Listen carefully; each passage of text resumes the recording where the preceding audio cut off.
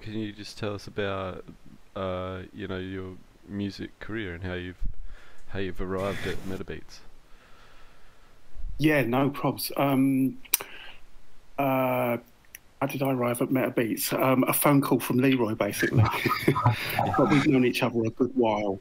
We go back a long way, and yeah, it's great to be involved.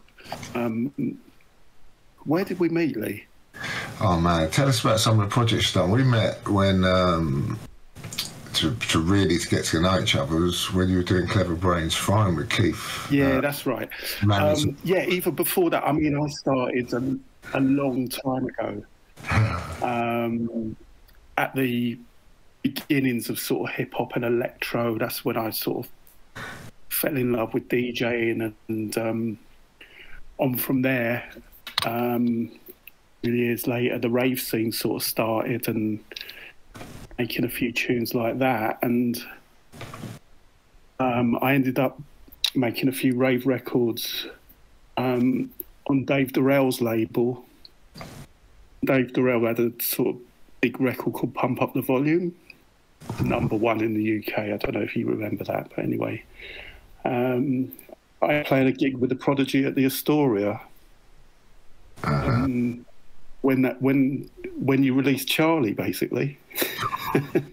We were on the same bill. God, man, yeah, I remember that. Was. Have you got hazy memories of that? Oh man, can't not forget it, because it was one of the places we went every week, and to actually play on the stages of the ones that you partied at was the ultimate buzz, weren't it? You know. Yeah. So I mean, I got a call to do that gig about a few hours before it happened, basically. But yeah, what a buzz. Awesome. And tell us a bit about what you're doing now. I mean, Jason's. Yeah, so going on from that, yeah, so I started from the rave scene. I started making breaks because it was just like a step on from that, basically, and resident at Heavenly Social, and started making records on Finger Licking, and all those guys are here today, you know, and we got some of them at Beats crew, and yeah, that's it in a nutshell, really. I mean, I could expand on that, but make it short and sweet. We'll be all night. Okay, I'll expand a little bit. Jason does awesome music, man. He's an awesome producer. Whatever style he plays with, he gets it right. Whether it's rave, housey, breakbeat, for having vocals on top, aggression. Yeah, he's a great producer, guys, and you really need to check out his stuff. And trust me, his NFT loops are amazing. Thanks, mate. Oh man, always. I think you can gather I don't really like talking a lot about myself, but yeah, just he lets his music do the talking. Yeah, to be honest, yeah. I mean, I really enjoyed putting these together. The whole metaverse thing to me is kind of, it just feels so sort of futuristic, and I had that sort of vision in my head when I was writing the tunes, and they're very sort of space age, cosmic, robot, and sort of, I grew up with electro, and a lot of that stuff was like that. So yeah, I really enjoyed putting it together with that sort of head on, basically, and yeah, I can't wait for some people to hear them. Oh man, I can't remember off the top of my head, but I know that they all had such cool names. That's one of the things I have a nightmare with, naming the tracks, you know. So I usually do, but because I had that sort of in my head, it became easy to kind of name them. You know. Come on, drop one. You like the one, it's called Stroke a Robot. That was it, Stroke a Robot. Yeah, that's quality. We've done one together, haven't we? Yeah, we've done a collab as well, which is really that one's called Cheeky Droid. Yeah. No, it's so, honestly, it's so good because you just your whole list of all your tracks, every one of them made me smiling, you know, because I have a nightmare with it. But like you said, it was nice to have that freedom of writing short bits, a bit futuristic, a bit different, a bit scory, from normal, weren't it? Yeah, definitely. And you know, some of them were going to be full tracks, and you know, a lot of them weren't written as loops. They were kind of, they had all the layers and the hooks already there, and I shortened a lot of stuff to make it fit. Yeah, that's great. That's great because you can never. Yeah, like a lot of the other artists started with, you know, the idea, which was the beat, and then restrained themselves from developing that into a full song, whereas you've gone the other way with kind of a full song idea condensed down into the NFT. Is that right? You broke up a little bit. I got the gist of what you were saying, Trav. A lot of them, some started as tracks, and they had the layers already, and some just started as but I like sort of adding in a lot of stuff. I don't always minimal stuff to me is not easy. So yeah, they kind of sound quite full to me, and you know, sort of ready. You could loop them up and play them out. Basically, I mean, that's how I did them. Yeah, I think that was actually quite a quick key point when we were making the tracks, because they're sort of between 45 seconds and a minute and a half. So yeah, I know that sounds funny, but when you first do it, it's kind of and I wanted them all to loop. They had to loop perfectly. So if you're gaming with them, using them, they had to be looped, didn't they? So at first it was like, right, hang on, how am I going to do this? And then you kind of work out a couple of formulas that always make them loop okay, but they still, you know, when you loop it, you still have to sort of keep them interesting enough to just repeat over and over again, didn't That was the test. It was like, how many minutes can go by before I get bored of what I've done? And that was the kind of test to see how long I could listen to it for. yeah, just a good loop. It's like, but that is one of them things when you produce, you got not millions, but you got them things on your hard drive where every time, I'm going to finish it, you're going to rescue this one. And you bring it out, and you sit there 30 minutes with the loop, loving the loop, and still just leave it. You know what I mean? Good hip hop vibe, man. Good 2-bar. You're going to take it. That's the nice thing about this. You know, it is a short thing, so you didn't necessarily have to have a beginning, middle, and end. But I found myself working that way still. Yeah, it was amazing, honestly, for me to listen to everyone's, because obviously, you know, Jim and Kieran and that, they're like proper instrument musicians, aren't they? And like they were doing these key changes and these sort of instrument changes in like this such a short period of time. It was blowing my mind. I was thinking, how the hell are they doing this? You know what I mean? It's so so cool to see so many different people's take on it. You know, because again, like you say, you always have a lot of sort of energy and. You don't feel the space in terms of mess, but yeah, like you said, your stuff is really minimal. There's always like a good groove or energy rhythm in there, you know, underlining the leads and things like that, and that come across with your music. And there was one guy's Iration Steppers and Vibration. They're these they're dub guys. And the bass on their tracks, man, it's like, man, how do they do that? And it's because that's their field, you know. But honest to God, you wait till you hear some of the music. It's so cool what everyone's done.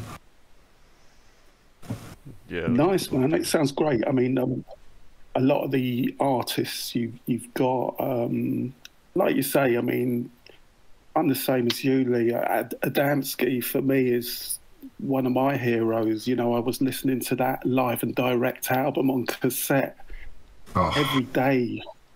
You know, every day I was listening to that album, man. And then Killer, mate, that tune is just awesome. And, you know, Freestylers, Dub Pistols, and you got some great people doing some stuff for you. So yeah, it's been a privilege to be part of it. Yeah, it's going to be nice to introduce some of the younger people coming into this as well. I think it's such a unique long story of dance music. It's impossible to get it across everywhere, but there's always bits that we've missed everyone and discover new sounds and things where this, and you know, I think that's going to be one of the nice things I feel for myself, to like, you know, play people French Kiss and things like that, because when I drop that in a club and you can see kids who've never heard it, they react the same way as I did when I first heard it, like, man, what the hell is this, you know? So I'm looking forward to a bit of that, some old schools for the young guys and girls on board. Yeah, yeah, I just definitely. wanted to ask Jace on the topic of music production. I was listening to a bit of your stuff last night, and it's certainly got like the 808 vibes. Like, is that like where you started with like drum machines and stuff like that? And how have you found the progression from analog to DAWs and stuff? For me, it's a mixture. 808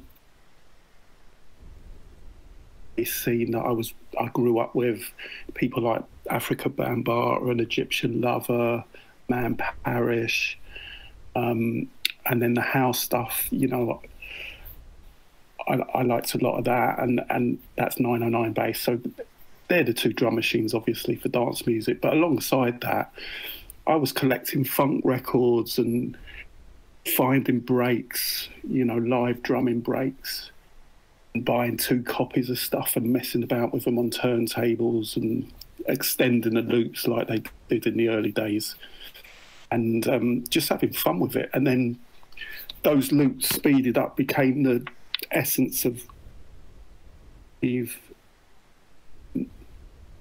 when it first emerged. So my own production is a mixture of that, you know, beats and breaks backed up with drum machines. Yeah, for me it's both. And do you find you're still using the tools of old as well as, you know, computer editing and stuff like that, or have you migrated predominantly into all in the box kind of stuff? As a kid, I had a rack as tall as me. I'm 6 foot, and all that hardware, I really enjoyed it at the time, but moved on so much that I just love doing it all in the computer now, and keyboard, like a synth hooked up as my master keyboard. But yeah, for me, in the box and the quality of the plugins that they make today, it's just, you're not missing out on much. So working and but still sample the odd vocal hook here and there. But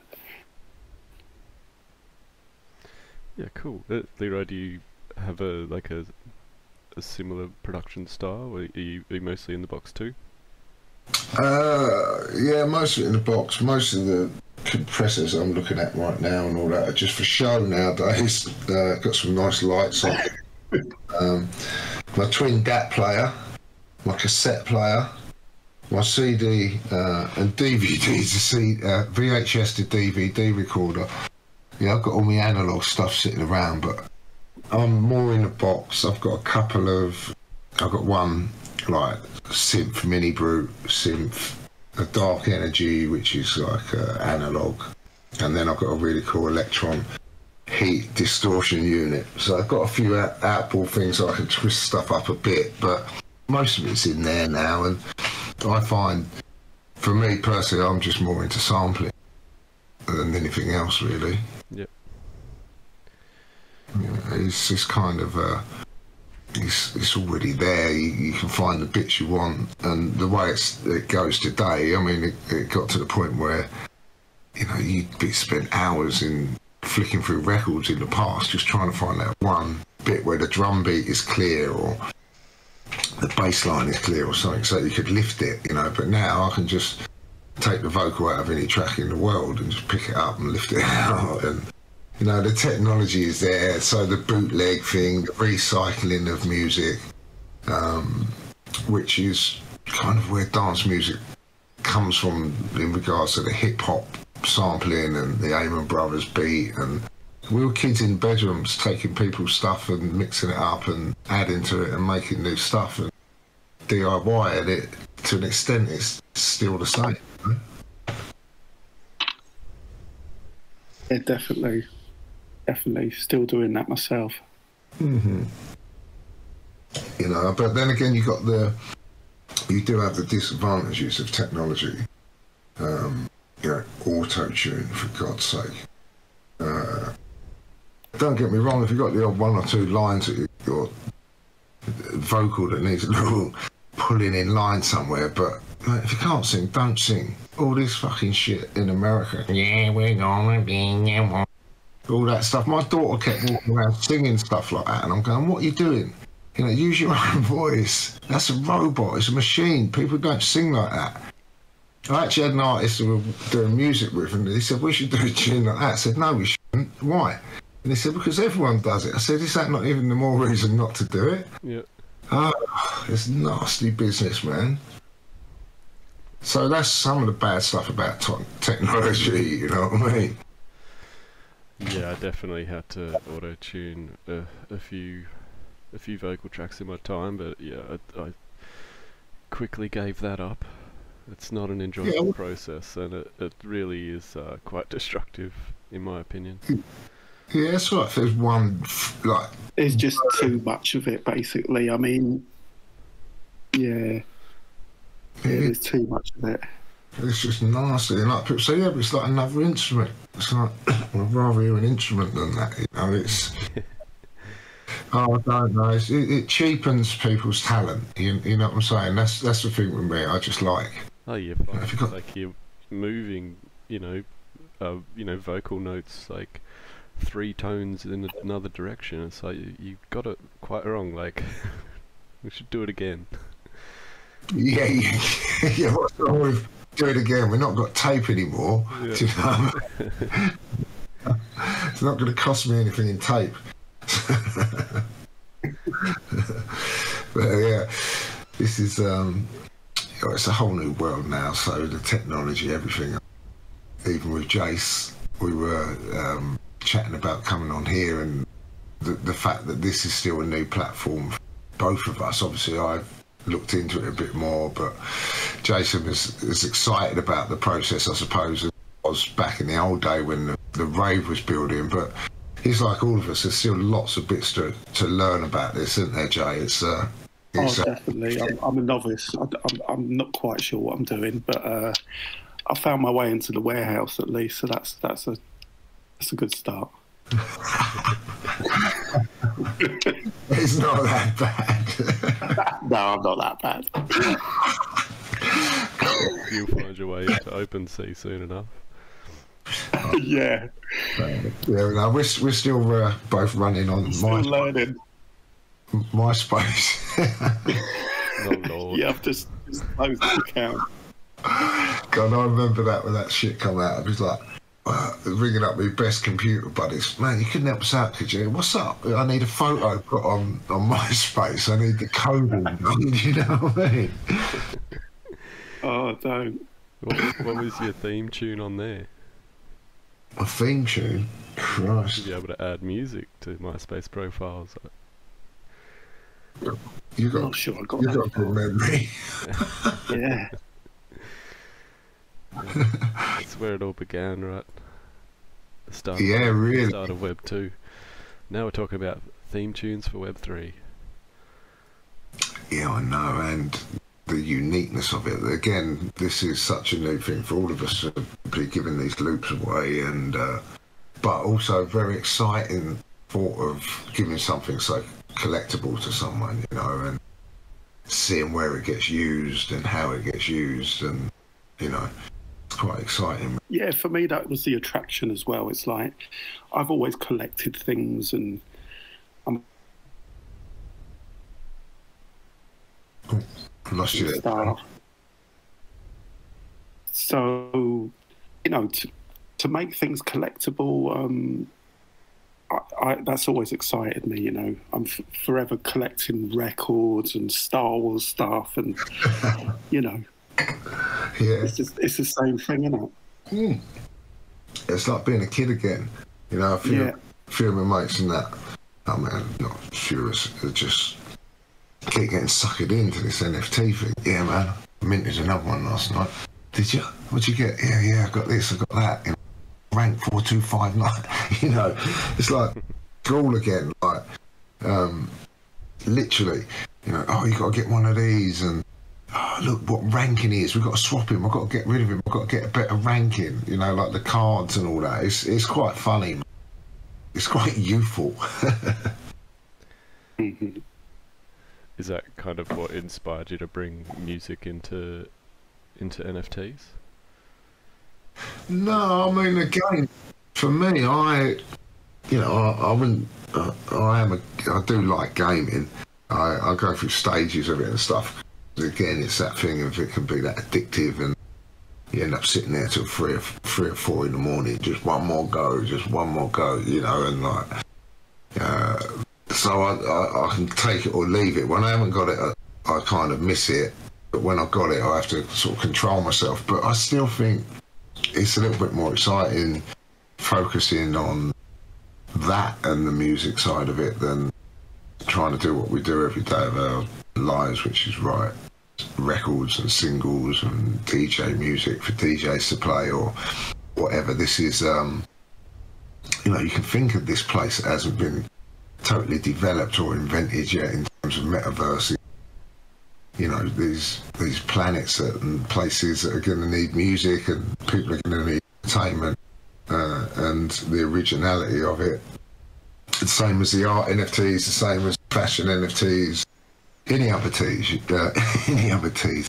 You know, that people want to collect these and have these things to show and use in them places that are still created. So that's the excitement of it. It's not doing what we normally do, you know. Mm-hmm. Yeah, I thought now we could probably get Heather up and start taking some audience questions as well.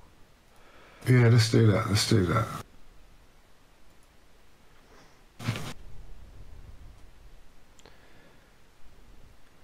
So, hi, Heather.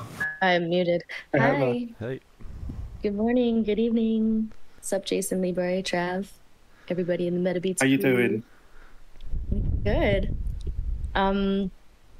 So okay, we've got a couple of questions here. Good. Okay, from SSRP77.eth. What is it that made you think music should come into the NFT space? Again, for me, I was drawn into it by the art side of it, and obviously looked into the music side of things. And yeah, you can do the same. There's so many different parts to it, you know. But for me, it was, look, there's people having avatars, unique one-off avatars, buying clothes for these avatars, buying apartments to show off their NFTs. You know? There's a collectible society building.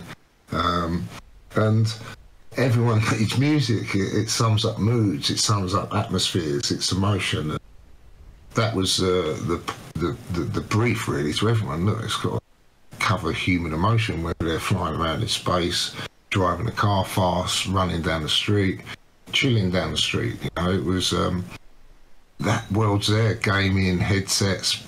It just merges together perfectly.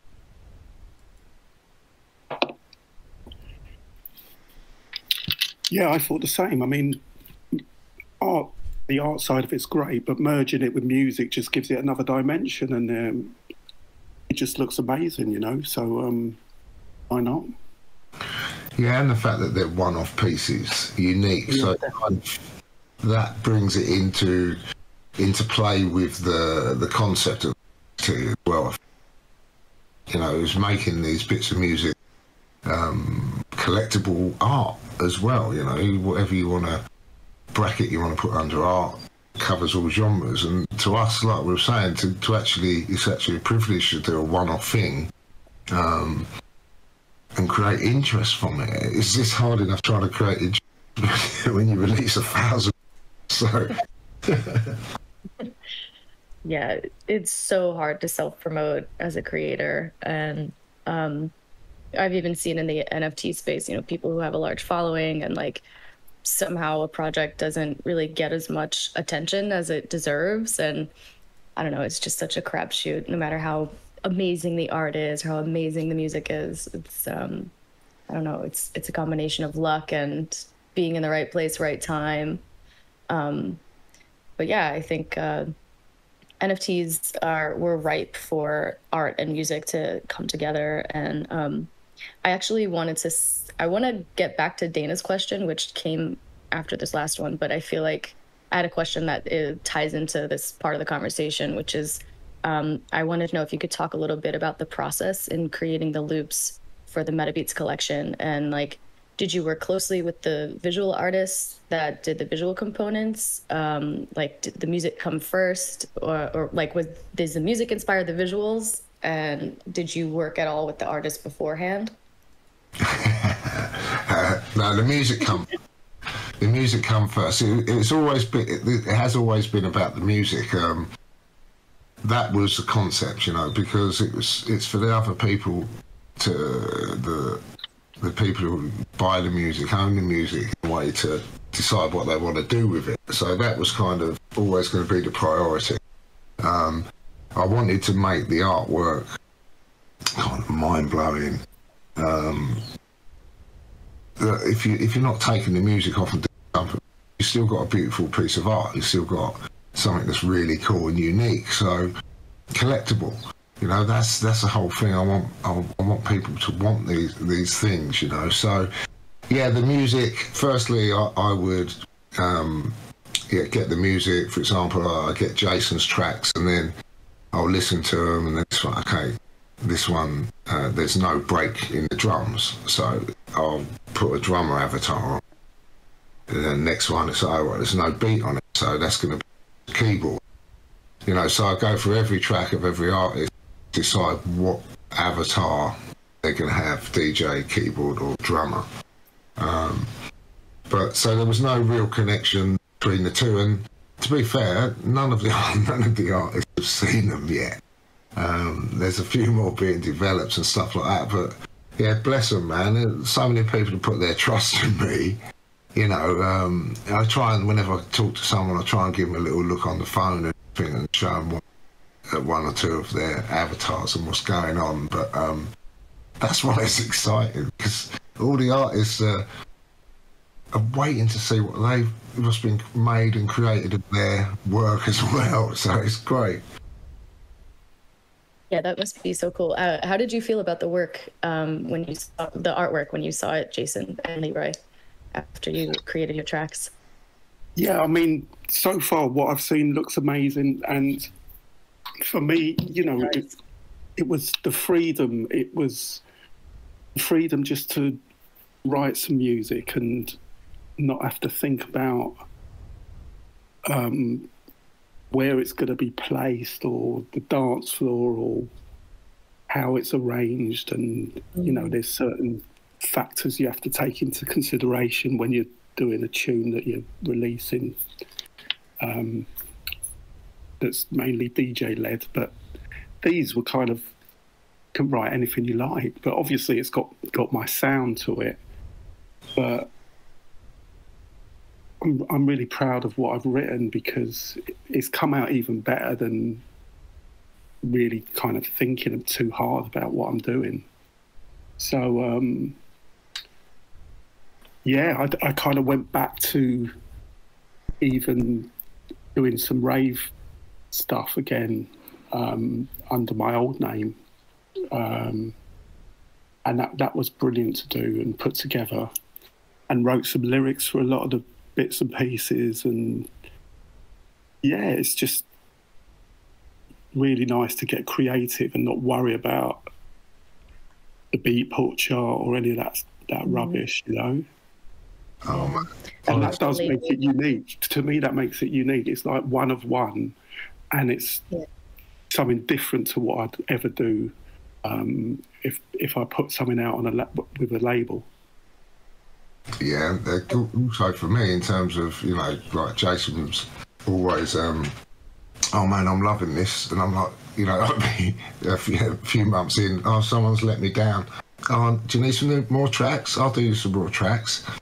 You know, so Jason from the start has been totally on board, helping me out, and he's, like I said, he's produced under 3 different names, and this is one of the beautiful things that will evolve within this community. We can't bring every artist in the first week or month to talk every single night. We've got to keep this interest and, you know, build the project and the community. But there's so many connections in here, and information for people to go looking. You know, like I say, Jason's coming under 3 different names, so people would discover who he is, which name he works under, what's different styles they are. There's so much, and there's other artists like that as well that have got connections with Prod, have got connections with each other. It's quite amazing. Even as I was getting artists on board, it's like, what? Of course, yeah, you've done a remix for him, and you've done that for them, and they've done this. And it's amazing. There's so many like ties within the community of artists for the people to discover the connections between us all. So that's something I'm really, really excited about. People discovering the artists, you know. Yeah. And what names do you work under, Jason? Other than Jason Laidback, where else can we find your work?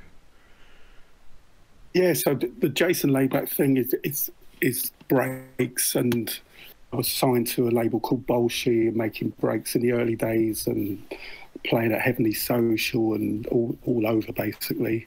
And then when I say I went back to my old rave name, that I released under Skin Up, and that they were sort of records that come out at the start of the rave scene, you know, and I was playing all around the country doing that. And then the latest one is Love is a Bassline, where it's mainly house led and house and disco. And it was nice to split it like that, so there's a sound to each thing. And but they're not just made up names for the sake of the project. These are names with a bit of history to them. And you know, the stuff's on YouTube, a lot of nice. It's nice to see people still checking those tunes out from 30 years ago, basically. But yeah, as I say, it's just the freedom to create and make some really cool breaks and rave, and the whole thing, you know, is just brilliant. Yeah, we'll be sure to drop some links in the artist feed so we can check it all out. Oh man, yeah, definitely, I will. Jace, did you release anything? Clever Brains? No, I don't know how much I'm sort of meant to mention any of that stuff, but no, we didn't. In the end. Oh no, that's all good. That's all cool. I just wondered if it ever. Yeah, no, as you know, Leeroy, yeah, we did a lot of writing together, and I wrote a lot with Keith, and we recorded a fair few tracks, but no, none of that stuff saw the light of day. We did a few shows. Yeah, I'll come and see you in London. That was right. That was so cool, man. It rocked. It rocked. It all had a really nice vibe to it, but you know, at the end of the day, it didn't quite happen, and there's reasons. Yeah. For that, but for me personally, I was sort of pleased, and it was a nice time, a nice creative time to do all that stuff, and and you know, they were great days. But yeah, man, I saw Manners Mars down at Mucky Weekender last year. Yeah. And Mars was on stage with Dub Pistols and that. But again, that's what I was saying about the group. There's so many connections. So yeah, we're all connected, for sure. It's awesome. Yeah. Yeah, that's what's so exciting about this project that you. Sorry, go on, Jason. Yeah, I mean, it does feel like a bit of a family with a lot of the artists. You know, we've known each other for a long time, and you know, you mentioned Marcel. He's over a lot of my tracks on the breakbeat stuff, and I've done a Dub Pistols remix, and you know, I know Aston really well from Freestylers. We've done a few bits, and yeah, it's just got a nice feel to it all, to still be in touch, making some really good stuff, you know. Yeah, wicked. And that's what's so cool about this project, is that you gave the artists the freedom to do what they want, and I'm really excited to hear the completely authentic, you know, sounds that are coming from you without editing yourself based on what a label wants to hear, what you think is gonna chop on definitely, or anything. Yeah, definitely. I mean, I agree. For me, you know, I mean, everybody I know that makes music doesn't just create one genre, but they end up getting pigeonholed, or every time they, you know, get contacted by a label, they're like, oh, this is really great, and you're great at arranging, and this really slaps, but we don't know where it fits in our catalog, and it's like, what do you mean? Don't you want something unique? Like, you have like Atlantic Records that was releasing stuff from everything from like Led Zeppelin to like, I think Bjork was on Atlantic too, but it's just so, you know, I feel like they used to celebrate diversity in sound, and it seems like all these different labels are, especially in electronic music, it seems like they really are going for a specific sound, and I don't really understand that.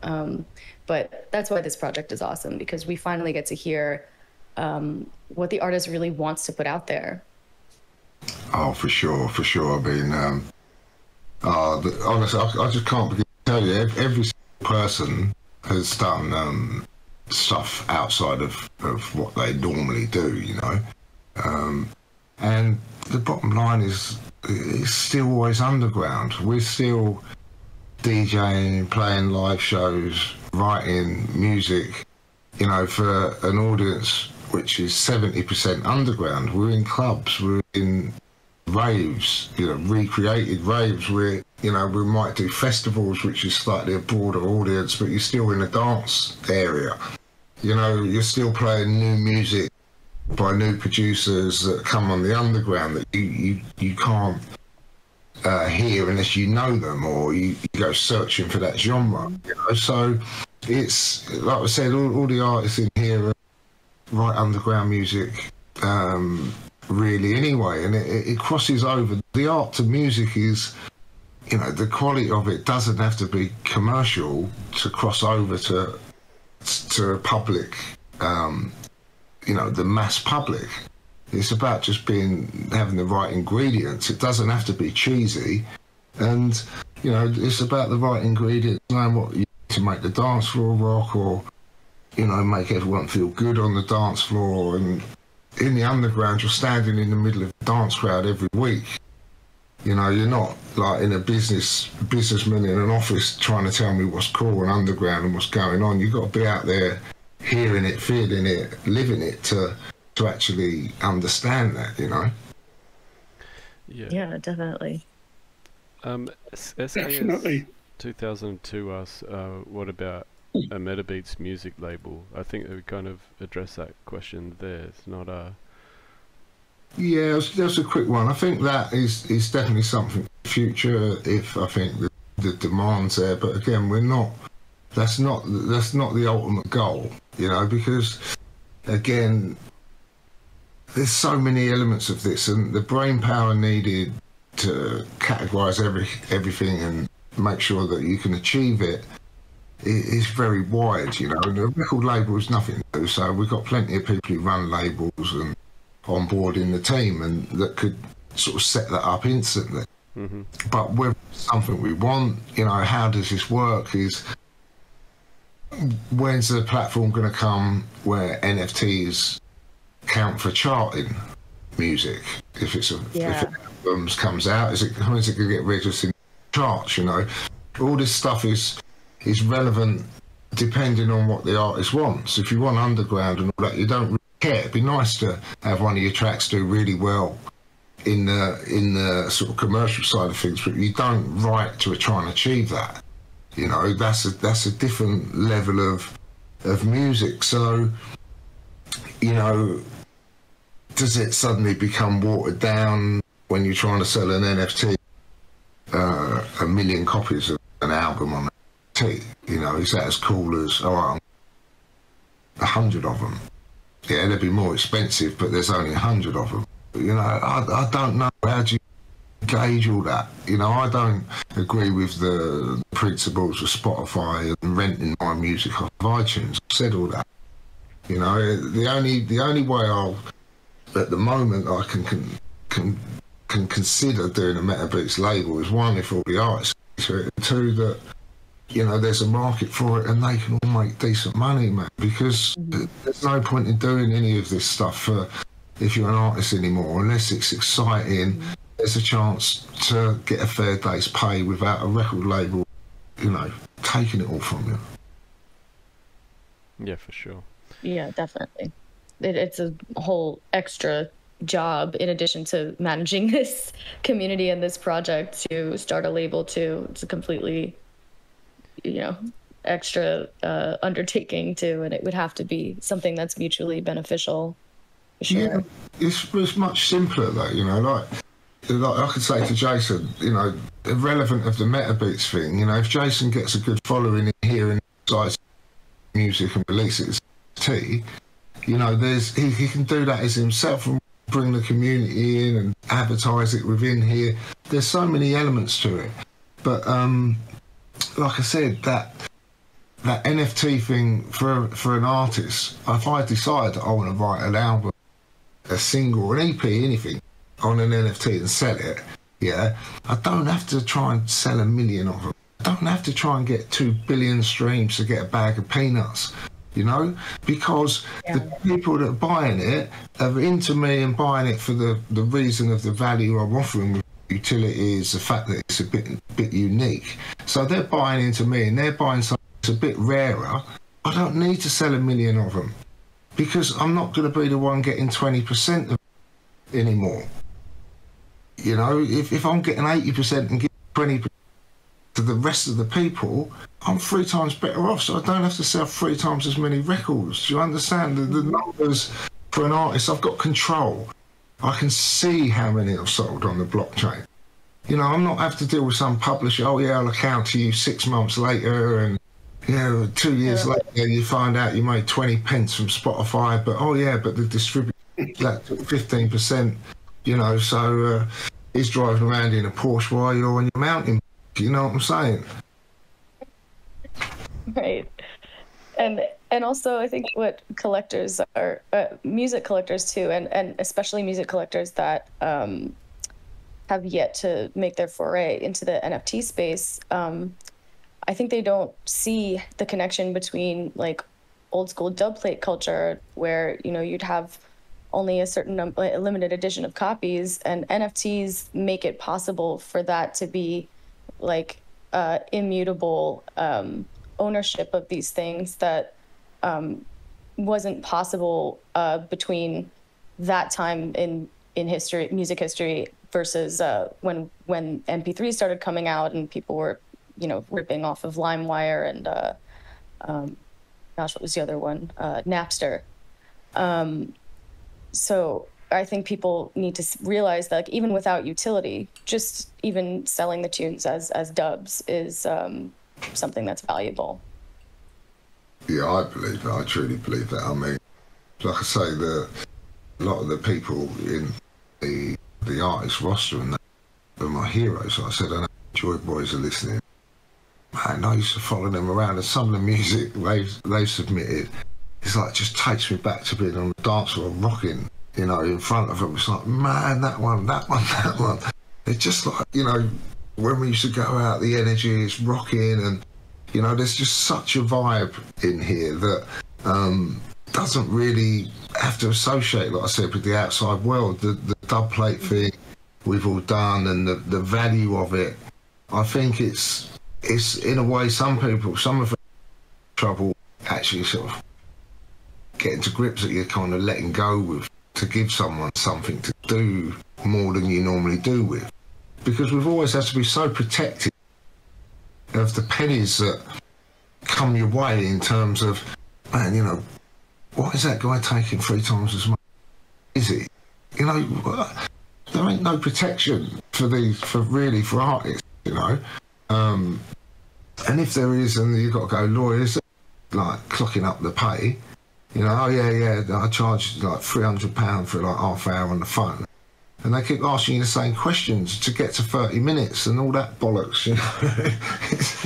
It just, you just don't understand what it's like to be an artist, and that, what you got to deal with people that are actually talking down to you as if you're stupid. They understand the value of what you bring, your worth, your music, your live show, your performance. They understand that. That's why they take you on board. But it gets to the point where they get so greedy that they have to exploit that, and it just kills the buzz. It kills everything. Mm-hmm. You know, and this is a place where, you know, if I don't sell no NFTs or no music, I can see it. You know, but I don't have someone lying to me, telling me, oh, you ain't sold nothing. You know, I can see it on the blockchain.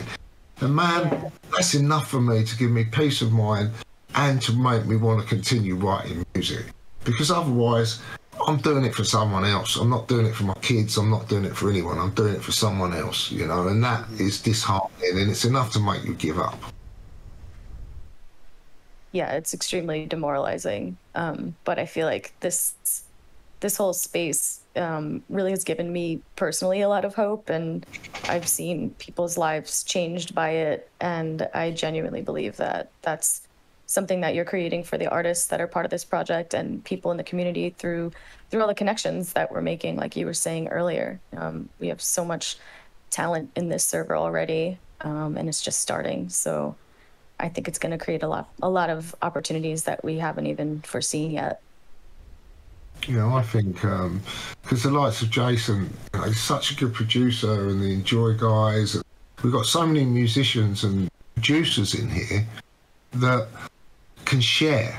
You know, every time I have a sit down and have a proper chat with anyone, even though we've known them, there's always something you discover about each other. You know, like, oh yeah, I'm doing animation. Yeah, I'm doing this as well now. I'm mastering, I'm mixing, you know, so there's so much in here undiscovered that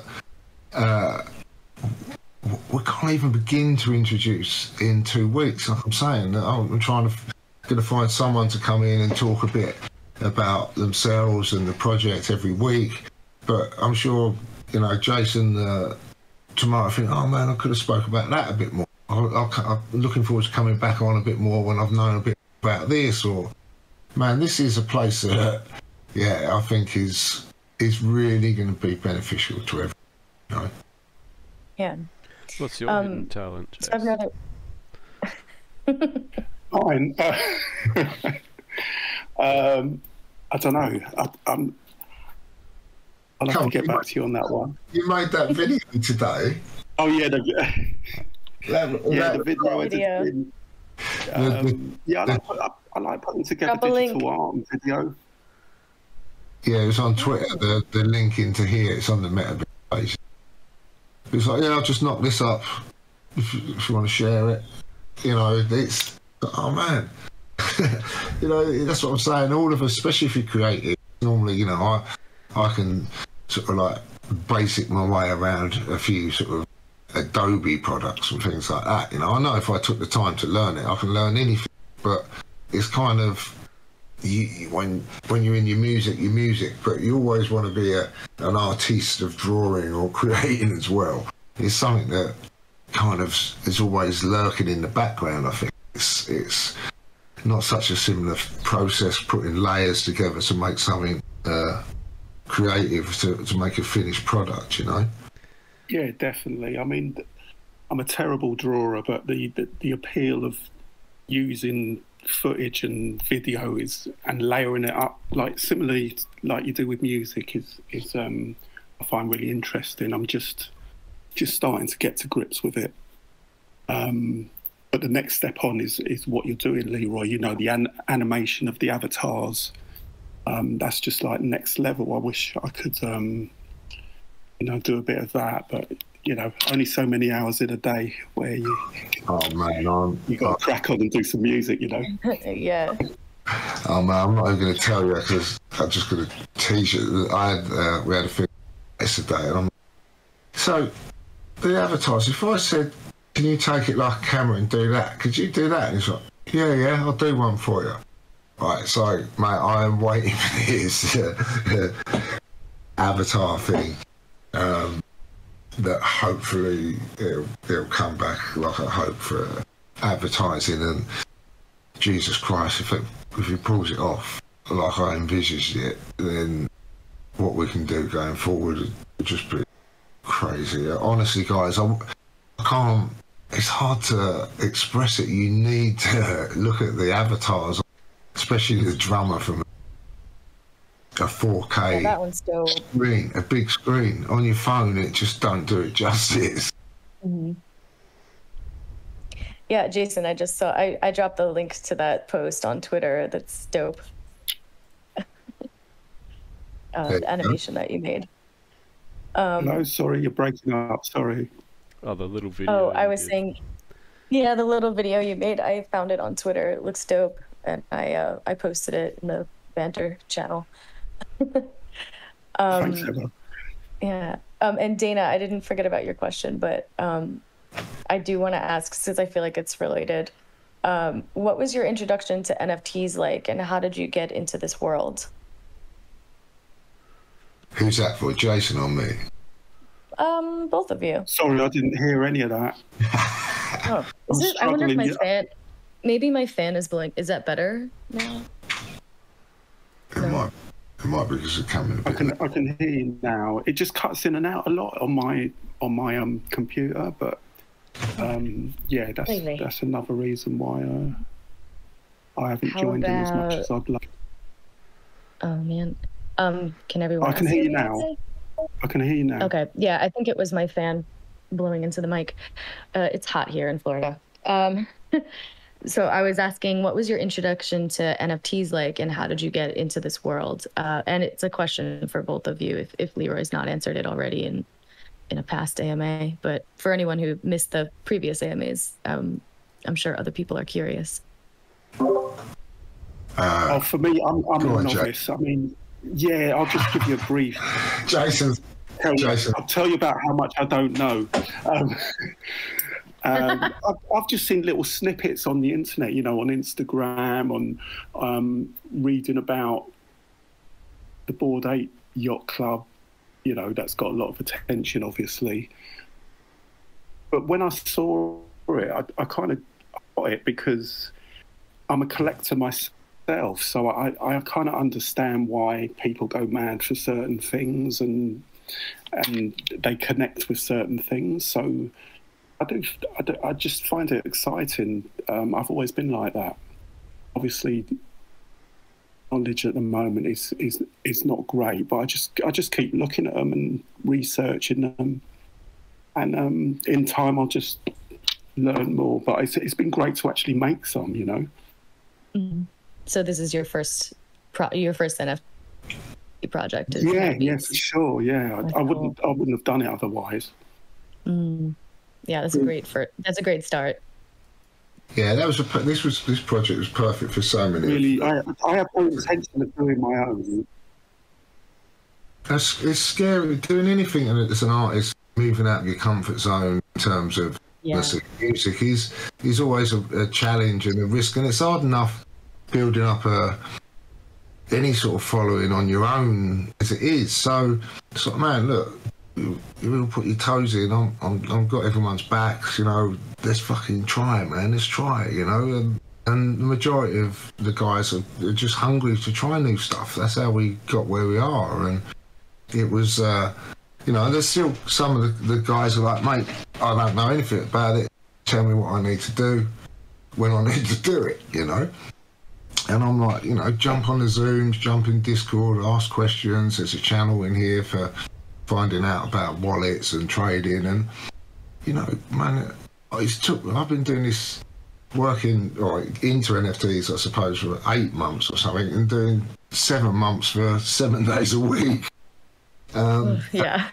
I've only just touched, you know, the surface of it. I understand all the principles of it, but every part of it, I'm not going to start sitting there and saying I know how the music side, the artist side of it best, or this side of it. That's why we have a team and kind of, right, guys, what's the best way to do that? Because I've never been here before. So it's all just different levels. You know, Jason sat with me quite a few times, and we've gone through Zoom from day one. You know, he wants to know what's going on. It's like, yeah, I'm up for. And he's sat in on the others to just fill his knowledge. That's what we do as kind of creative people. You're always learning a program, kit, so it's just second nature to understand what you're doing. I think again, it's one of those things that there's nothing physical in your hand, so you have to get your head around so many different concepts of how you normally work. But yeah, for me, I got by work. Someone invited me onto a project to do some design work. My wife had spoke to me about it 3 months, 4 months before, and we both sat there reading. Just didn't make any sense of it whatsoever, you know. And it wasn't until I actually spoke to someone involved in the NFT, started researching it, that it made sense.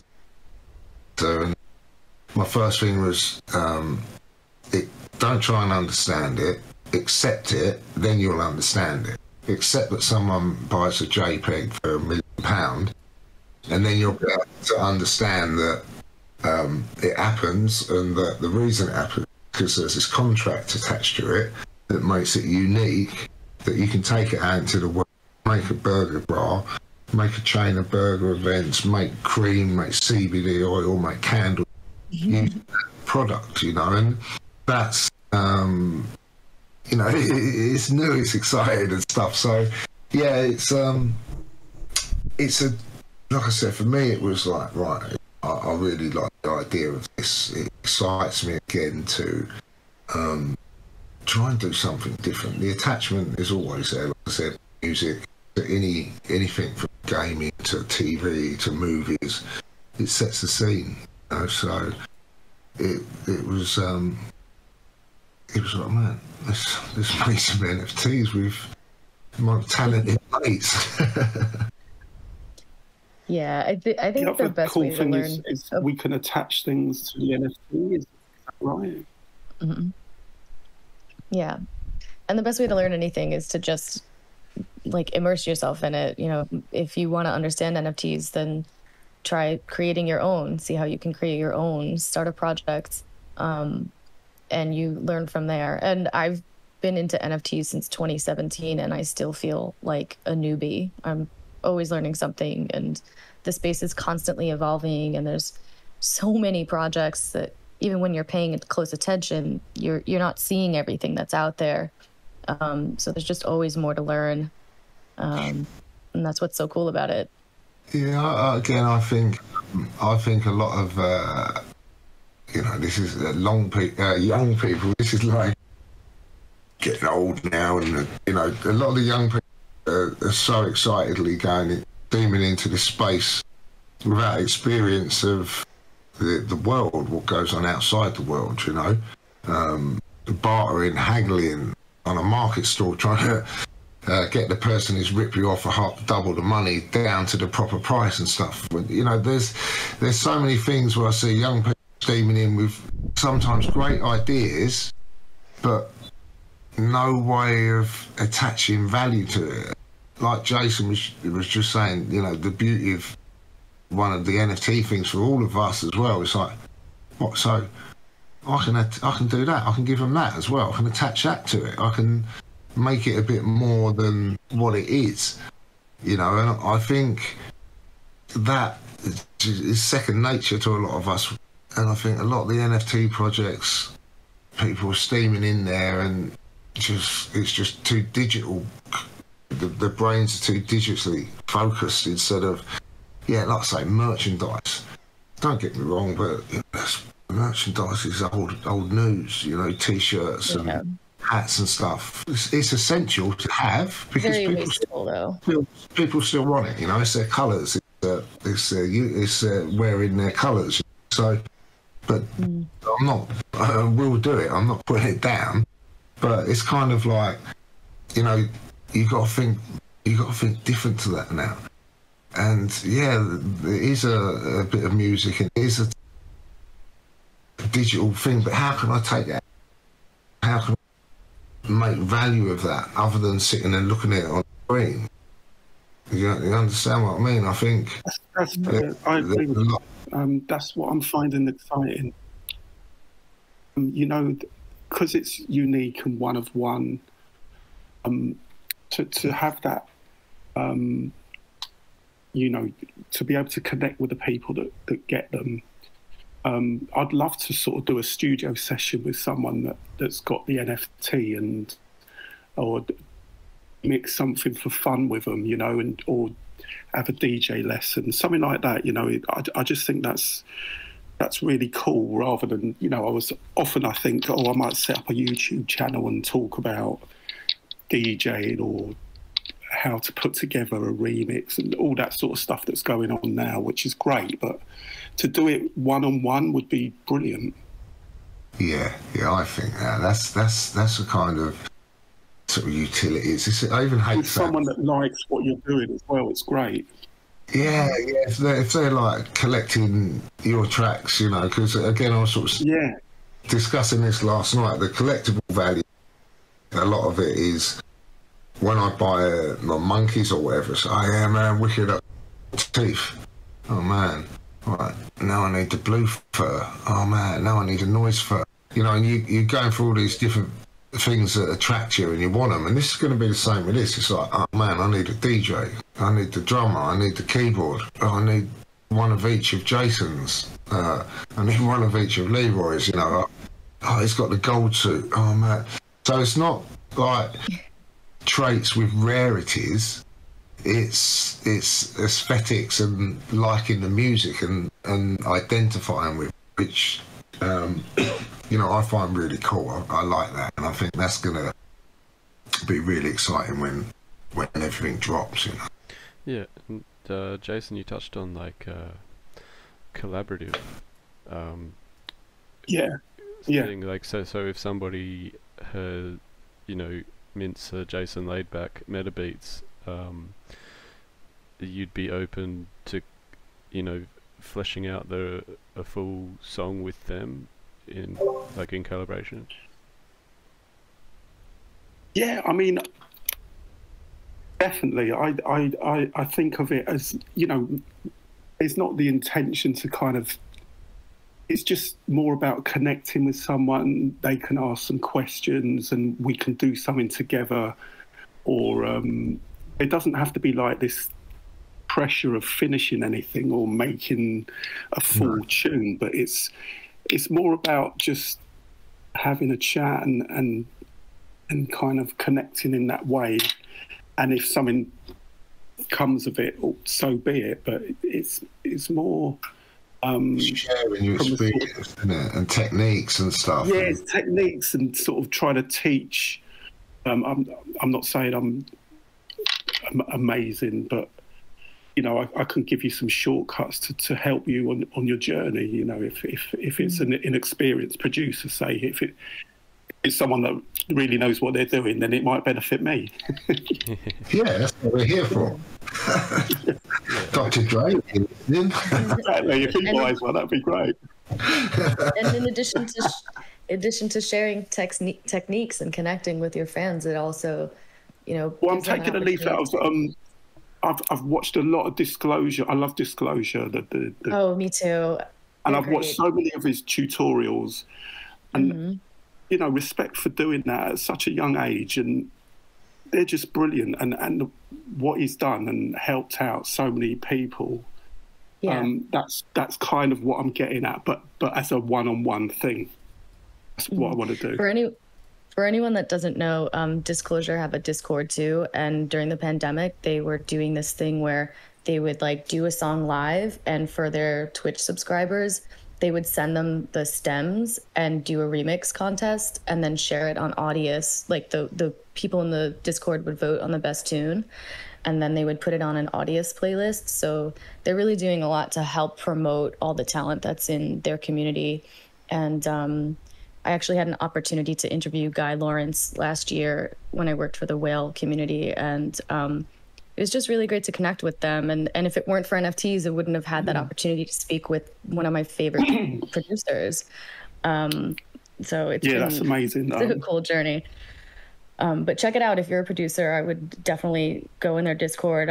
I think since the pandemic, since they've been touring, I don't know if they're doing it weekly anymore, but it's just a really supportive space, just another resource for creatives that I think is a good place to be.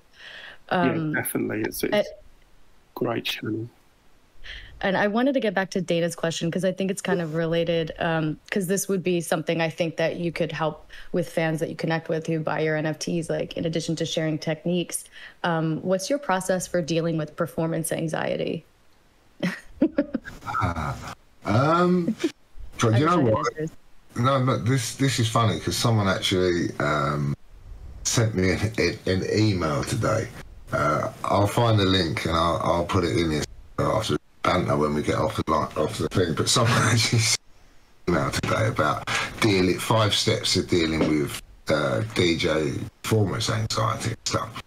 You know, and obviously I've been doing it for so long. Performing, that's my drug. So I don't really get anxiety in terms. I get pre-stage nerves, and if I don't, I'll be more worried. But for 15 minutes before I'm going to perform, you might as well just forget about talking to me because, you know, I'm not really. It goes in one ear and straight out the other side. So I'm just getting in this focus zone of like the first tune, and because I don't plan what I'm going to do, I just think 10 minutes before what's the first tune I'm going to play, because I like to watch people and then decide when to take it.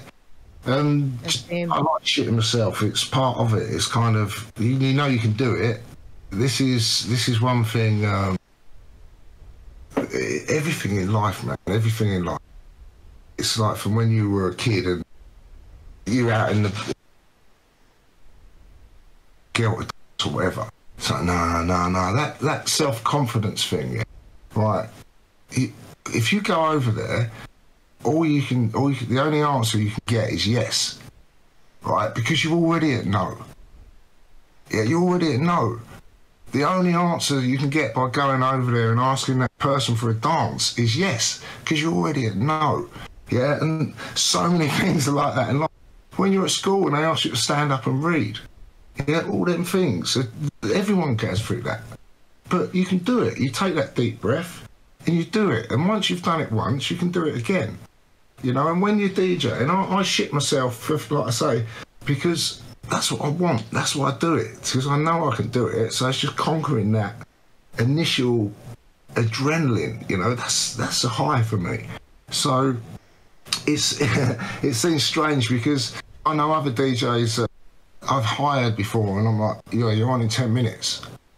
And it's like, dude, you're supposed to be on 10 minutes ago. Yeah, I'm ready in a minute. I'll be ready. And I never realised, you know, that he was kind of freaking himself out about actually doing it. But when I hear him DJ, and once you press play on that first record, you're in there. So, man, we're all different. We're all different. So it's impossible, really, to kind of assess people unless you see how bad they are anxiety-wise. But, man, that's what we do. That's what life's all about, man. There's nothing wrong with being nervous before you do anything, perform. That's conquering them nerves. It's a drug in the world, you know. Mm-hmm. So just go do it, man. Jace, do you have any advice about performance anxiety? Yeah, I mean, with time, I think it gets easier. Still get nervous to this day, but you just learn to relax yourself. Whatever, deep breaths, couple of vodkas and tonics, whatever you want. But once you get the first tune on, and you kind of get in a bit of a zone, and you kind of forget about the crowd to a degree. Mm-hmm. Obviously, you're watching what's going down well, but you kind of got a bit of a plan in your head of where you want to take it, and one or two tunes in, and you're settled. But the early days, my hand used to shake putting the needle on the record. Maybe there's not that problem so much these days with your CDJs, but it's, as Leeroy says, it's an adrenaline thing. You get such a buzz out of it that the nerves disappear, really. And once you do it once, you know you can do it again. So just once you get over the first few gigs, and you're just rolling.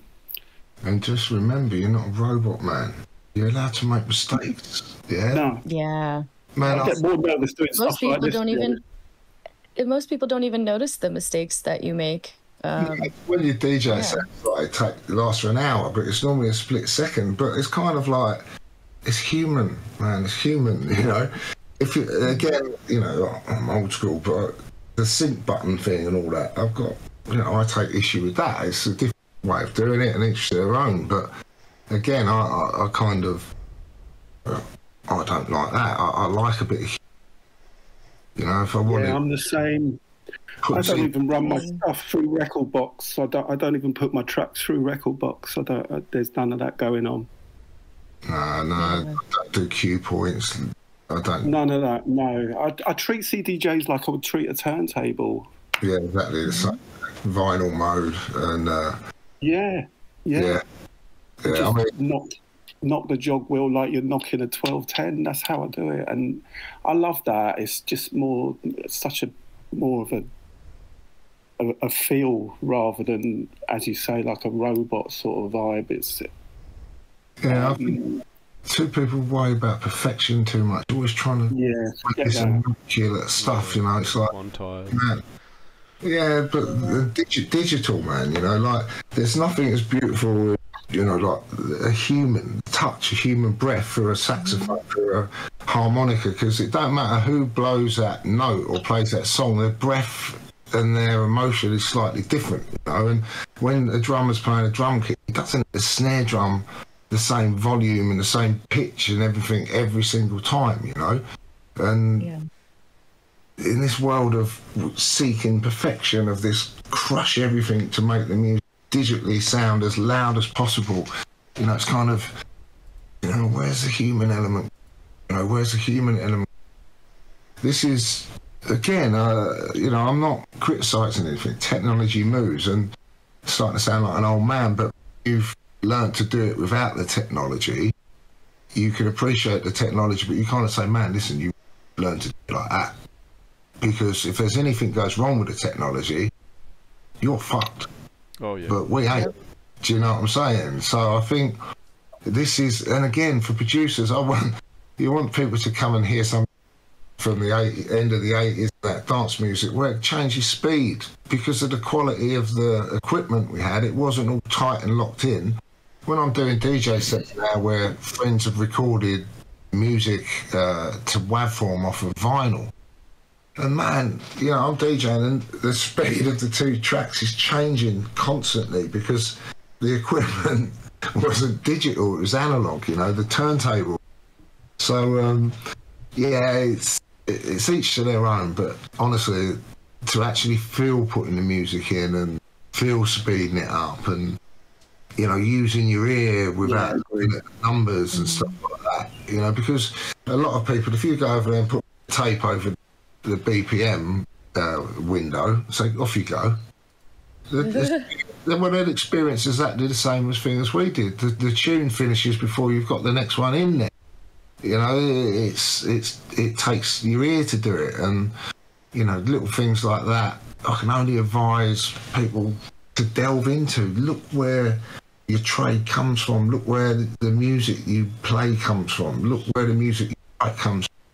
You know, because referencing is kind of what makes you who you are. You've got to understand that, you know, that he always uses that frequency to make you feel like that. Or, you know, James Bond movies are always in like G, the theme, suspense and this action, and it carries this emotion. So, you know, there's so many elements of it to put together. I'm waffling again. Trav, help me. Yeah, definitely. It's all good. But and just kind of getting back to Dana's original question, in this conversation, it reminded me that I was talking to someone who I know who's like a mentor to me, and I was complaining about performance anxiety, and he was saying that it comes from the fact that we care about what we're doing when you're on stage and you're performing, and you're in a vulnerable state when you're on stage, and yeah, and there needs to be room for imperfection, and that you're in this state of eros is what he was saying, and like just being able to recognize that the reason why you're feeling that way is because you care deeply about what you're doing. That kind of helps. But you're right, Leeroy, that you should be worried if you don't have some pre-show jitters. I got to talk to Storm about it once, and she said she still gets nervous after all this time before she plays. So it's just something that I think all creatives have. Yeah, it comes with it. And I think, I mean, you've got big differences, because when you're a DJ, you know, the real thing, the real one is when it's your own music. When you go out on stage and bear your soul, a crowd of 1,000, 2,000 people that never heard your music or never seen you or anything like that, that is the one where you've got to stand there and you've got to say, you know, you've got to like make you like, I'm trying to make you like me. You know, I'm bearing my soul to you. I'm giving you what I've written, what I've made. You know, and that's a different level to DJing. You know, but then again, a lot of people, you know, you do that because of your personality. So that you want to be out there. No one forces you to be in a band, but that's a whole different level when it's your own music than it is to DJ. Yeah. Yeah, no Definitely. doubt. So we've got a couple more. We got some more questions. We're You just do. approaching the 90-minute mark. We'll probably get close to wrapping it up. That's all right. Give us a couple more questions. I'll keep my answer short. All right. So these are not NFT related. From SKS 2002. In terms of gaming, what is your favorite and least favorite gaming console? He said, I remember there's a picture of Leeroy with the boys playing on the Atari Jaguar. Oh man, when I was in the 90s, I used to review games for Sony PlayStation. So man, it's got to the point of something. Who's that fucking knocking on my door every morning? 8 o'clock, and it's a postman like. I didn't know that. Oh mate, he had a sackload of like games for me every fucking morning. Like I'm at the review like 5 or 6 of them, and I get like 30 a week. But he's waking me up every morning. Yeah, wow. Through the elephant, couldn't get him through the letterbox. And at one point, I had 4 PlayStations. 3 of them, I went to the second-hand shop and bought a load of old tellies. So like I had 4 of them. So all my mates would come round and we'd do the Formula 1 and racing screen and own PlayStation. Man, I used to get games from Japan that didn't even work in PlayStation. Yeah, gaming, man, I love it, but I have to say Xbox, really. I need a new one. What are you playing at the moment? I'm not really. I'm a FIFA head, but like I was saying, I'm kind of waiting to get one, but also avoiding because I've got an FT. Fat of the Land album was delayed by months. Lara Croft. So I know what I know what I've got to avoid when trying to focus on this. And another question from SKS 2002 is, do you think happy hardcore, UK hardcore might get a comeback? I've seen some US DJs are playing the genre and still festivals for happy hardcore, UK hardcore, mainly related to the Bonkers album compilation series. Like they say, hardcore never dies. Oh man, the 90s music is massive. You know, I do more old school 90s gigs now than ever. I never used to do them, to be fair, but I don't think the music that's written nowadays, apart from the sort of drum and bass and underground stuff, I don't think it's as good as it was. So it's written for different reasons now. I said people are more worried about their snare than whether it makes people dance. So yeah, it's massive in England. It hasn't gone away. And the thing is, all the people that were going out 30 years ago, raving and that were in the scene that we were in, you know, their kids are grown up. They're 90, 20 onwards, you know, a lot of them heading out the door, so we can get back out again and have it. I feel like people say the same thing. Sorry, go on, Trav.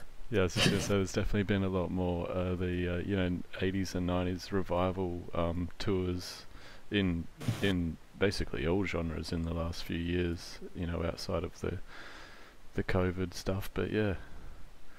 Oh man, I love seeing all these posts and that where like some kid comes into the kitchen, you know, with his phone and mum's sitting there doing some sewing, grey hair and everything, drum and bass comes on and she gets up and starts having it. And the kid's looking at her like, man, you know, what are you doing? Almost like, this is my music, Zach. You don't know nothing. You know, we've been doing it for 5 years, you know. My daughter's banging to drum and bass and that, you know, and she's 19 and actually, do you know this, Dad? Listen, they come on tour with us before you even heard, you know, before you were in. before she was a glimmer in your eye. Before you were so funny. Yeah, I've been seeing, you know, people say like, oh, there's like a drum and bass revival, but it never went anywhere. Jungle never went anywhere. But it's been great to see just random like TikToks and Instagram posts that have like drum and bass or jungle in the background. I'm like, yes, the young kids are getting into it. Like, it's so good to see.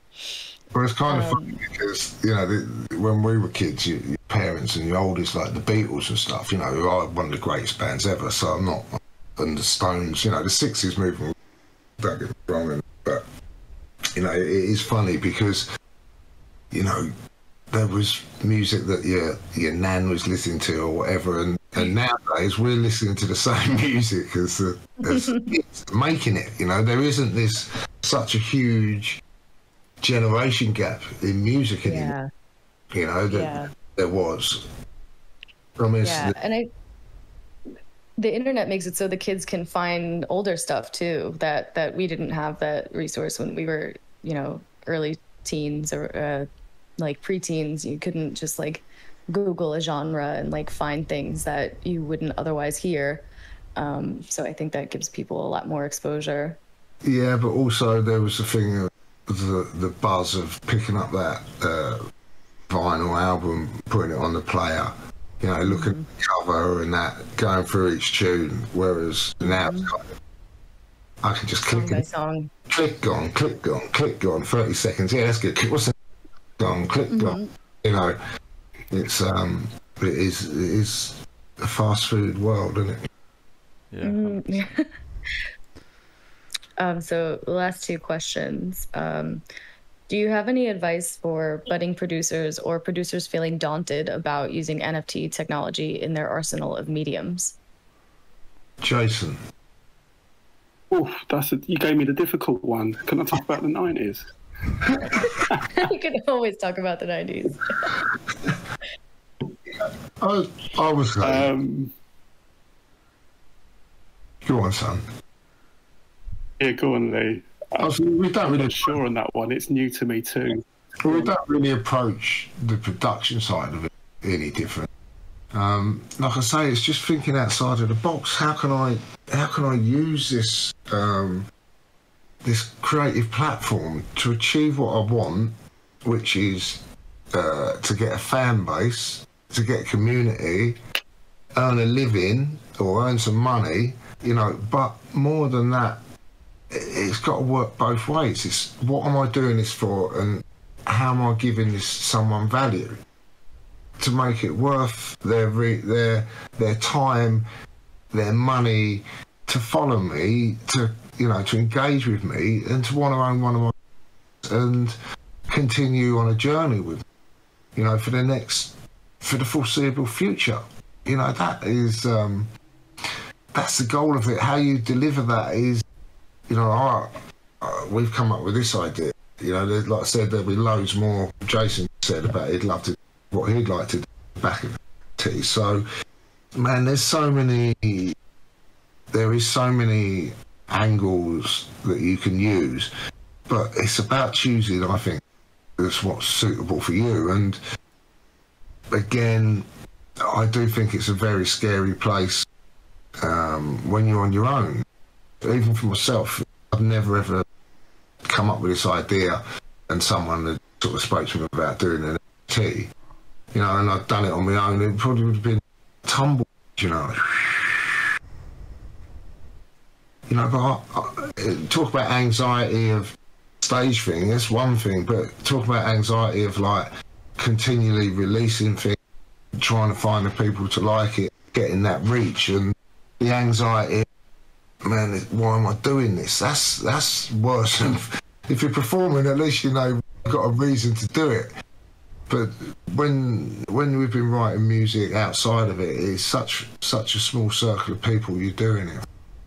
When you're on your own, that coming in this space together, and if you can learn from other people, connect with other people, I think that's one of the beautiful things about Web3. So yeah, just try and think of your angle, really, because it's got to be something that satisfies you, and you're looking to give as much reward to the people as you get back from. Yeah. Yeah, nice one. Couldn't have said it better myself.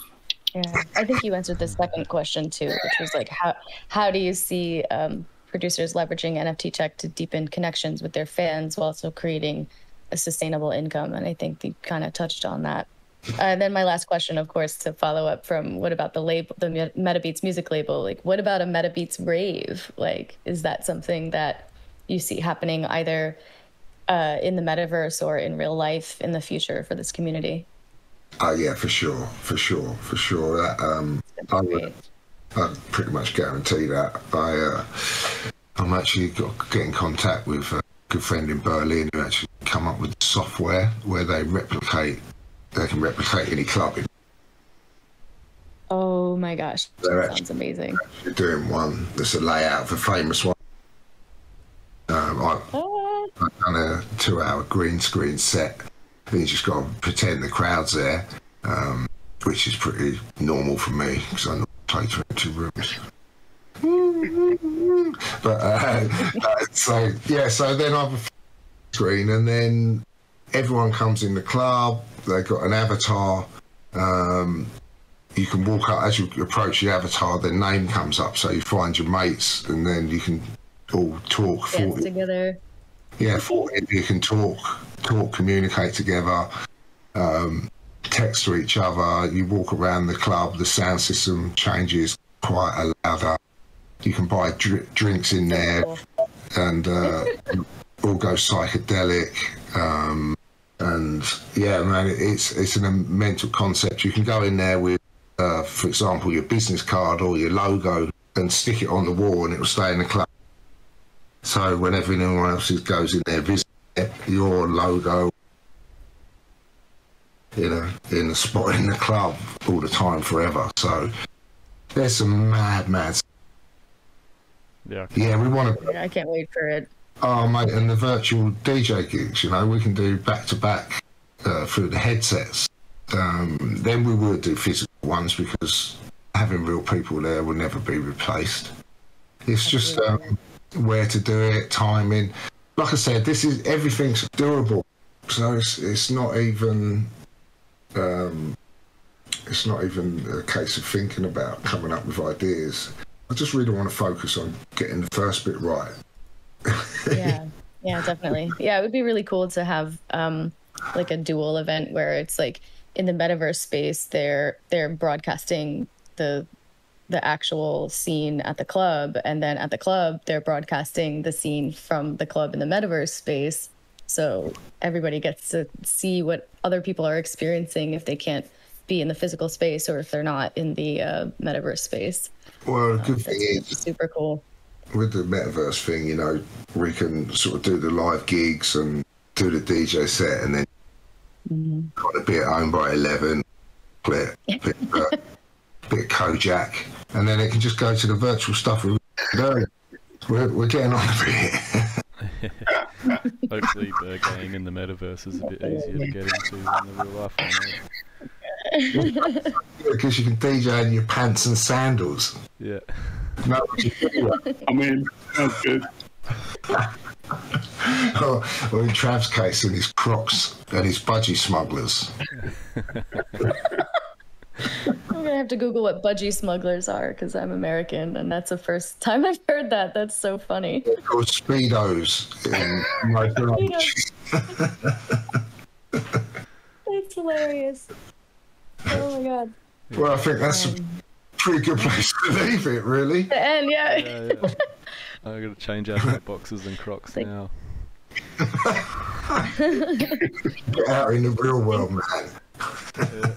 Thanks so much, Jason. Get some sun on that. Yeah. Thanks, guys. Thanks a lot. Jace, thanks so much for coming on, man, and putting No up. problem, Leeroy. And Yes, thank you so All much. good. I really enjoyed it, mate. Sorry I didn't chat more. It was cutting in and out. I'm sorry about that. no, man, it's awesome. Thanks for your time. All And good. we'll jump on again at some point for sure if you're up for it. Definitely. All right, guys. All right. Take it easy. Take care, everybody. Have a magical day. Bye. Thanks for People. coming. Mate, head on over to banter. Yes.